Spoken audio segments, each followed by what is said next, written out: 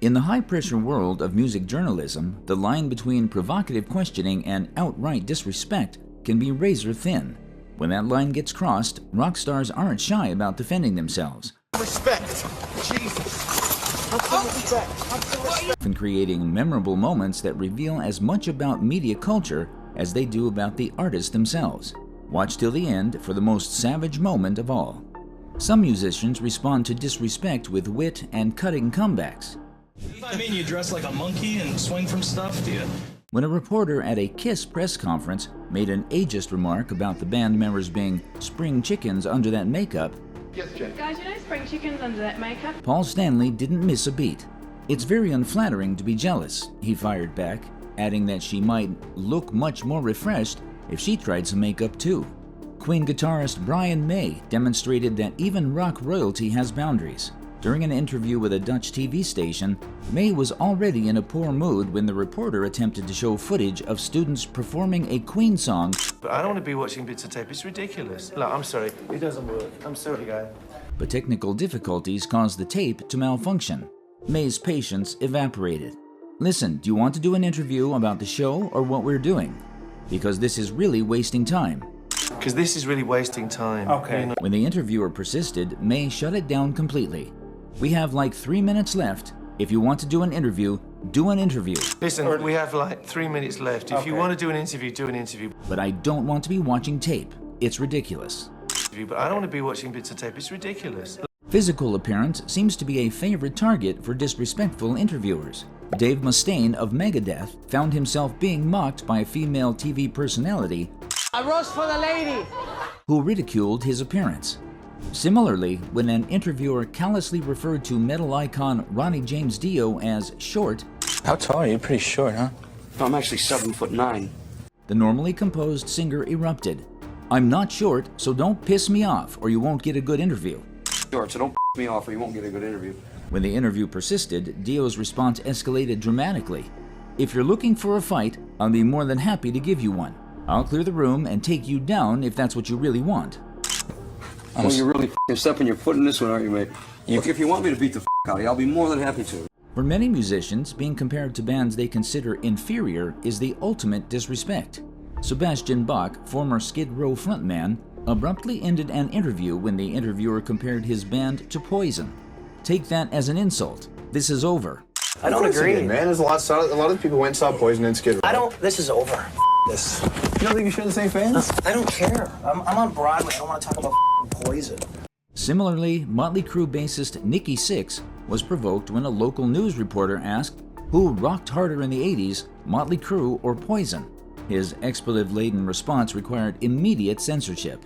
Some interviewers seem to deliberately provoke artists. Host Clive Anderson bombarded the Bee Gees with a relentless series of insults during an interview, including suggesting they were sisters rather than brothers. I didn't realize you were real brothers. I think you're sisters, actually. But After one too many jabs, the band simply walked out, with one member stating, "I might just leave," followed by the rest of the group. in fact, I might just leave. Oh, I've never had anyone walk out before, but We are. Toss-up, pal.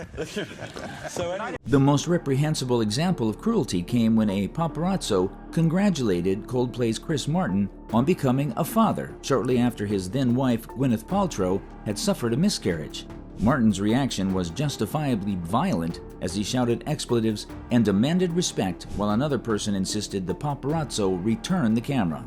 Red Hot Chili Peppers guitarist John Frusciante, while struggling with heroin addiction, was asked about Kurt Cobain's death during an interview.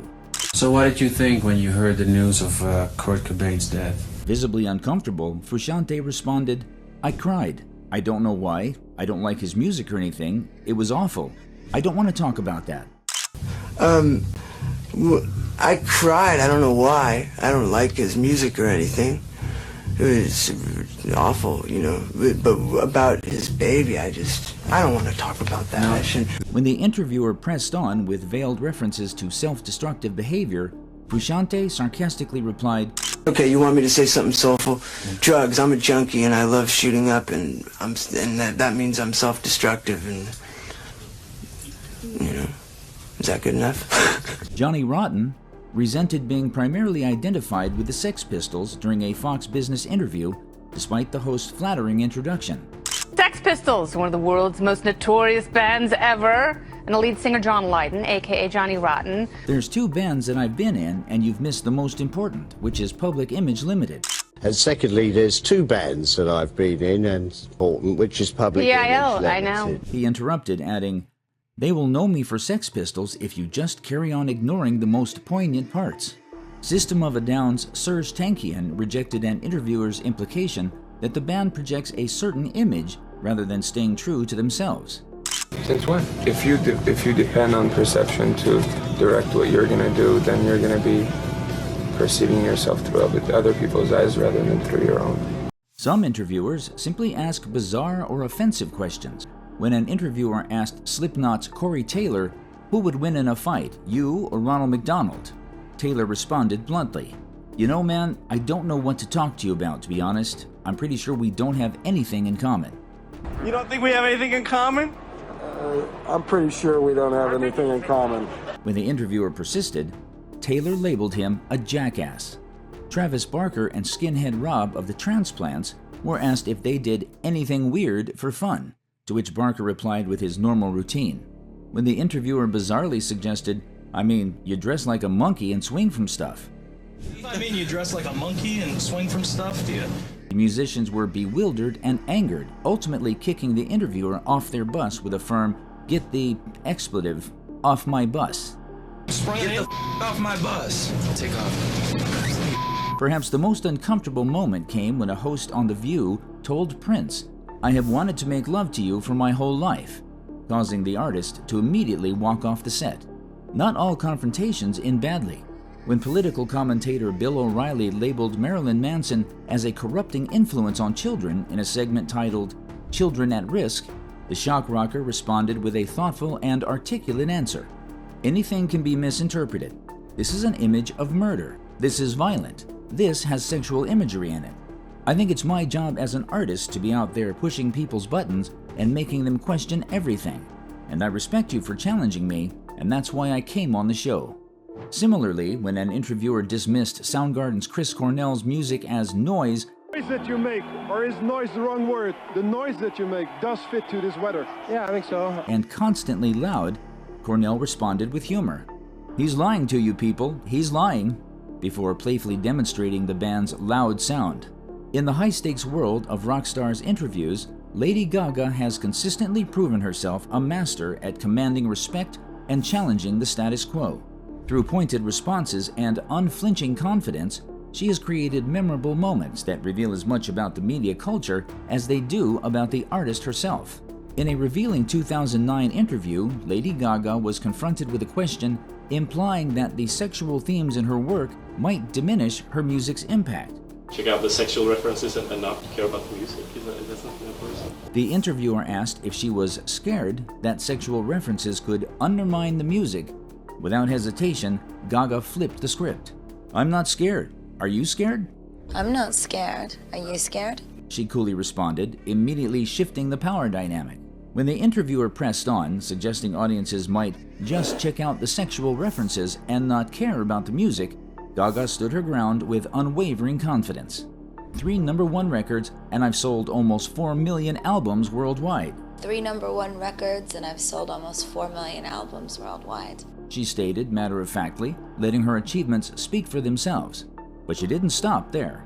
What made this exchange particularly powerful was Gaga's articulate breakdown of the gender double standards in the music industry. She pointed out the hypocrisy in how male and female artists are judged differently for similar behavior. The gay community, because I love them so much, because they don't ask me questions like that. You see, if I was a guy and I was sitting here with a cigarette in my hand, grabbing my crotch and talking about how I make music because I love fast cars and fucking girls. You see, if I was a guy and I was sitting here with a cigarette in my hand, grabbing my crotch and talking about how I make music because I love fast cars and fucking girls. You'd call me a rock star, she explained.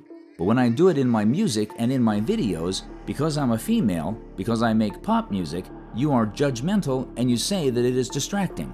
Her conclusion was simple yet powerful. I'm just a rock star. But when I do it in my music and in my videos, because I'm a female, because I make pop music, you are judgmental, and you say that it is distracting. I'm just a rock star. This wasn't an isolated incident in Gaga's interview history. When asked in another interview about the biggest thrill of your career so far, she responded unexpectedly, "The gay community." When the interviewer seemed surprised by her answer, Gaga explained, "Because I love them so much, because they don't ask me questions like that."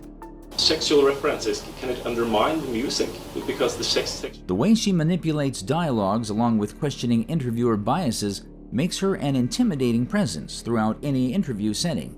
Just as Cher used a single intense stare to silence a late-night host when he asked her about her album release timeline, Gaga follows in their footsteps by defending her artistic values against questioning. Gaga shows success as an interviewer because she combines straightforwardness with understanding and honest self-expression. She turns away from troublesome interview questions into moments which let her demonstrate her principles while challenging conventional standards.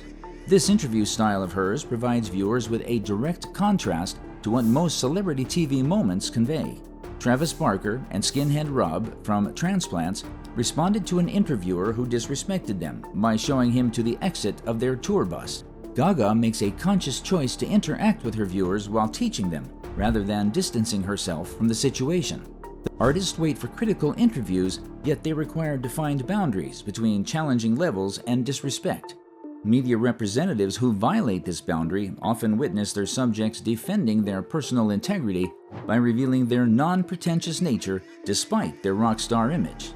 Not every compelling response needs to cause an explosion to be effective.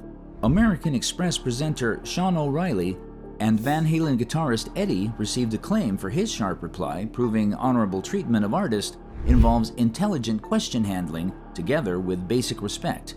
The most enduring hallmark of rock stars is their refusal to keep things back, since these displays show their professional mastery of dealing with disrespect. Their statements, through confident remarks and exits with attitude, remain clear regardless of their approach. Which moment was your favorite? Please share your choices in the comment section below. Don't forget to hit that like button, subscribe for more epic rock content, and turn on notifications so you never miss a beat. Thanks for watching, and we'll see you in the next one.